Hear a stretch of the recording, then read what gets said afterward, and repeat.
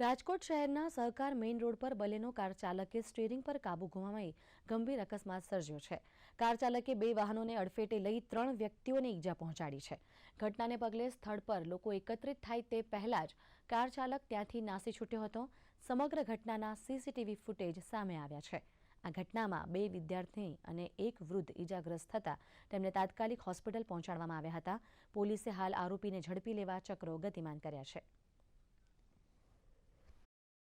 સવારે 7:30 ની આસપાસ હું મારી દુકાન ખોલતો હતો તો સહકાર રોડ ઉપર ઓછામાં ઓછી 100-125 ની સ્પીડમાં ગાડી આવેલી અને સામે મંદિરે એક વ્યક્તિ દર્શન કરવા ઉભેલો હતો, એની ગાડી પાર્ક કરેલી તો એ ગાડીને ઉડાડેલી અને જે છોકરીઓ સવારે 6-8 જે પાર્કિંગની અંદર 15 ફૂટની અંદર ત્યાં બેસેલી હતી તો એ છોકરીઓને ઈજા કરેલી અને એક વ્યક્તિ વોકિંગમાં નીકળેલો હતો તો એને માથામાં બહુ ભયંકર ઈજા થઈ ગયેલી।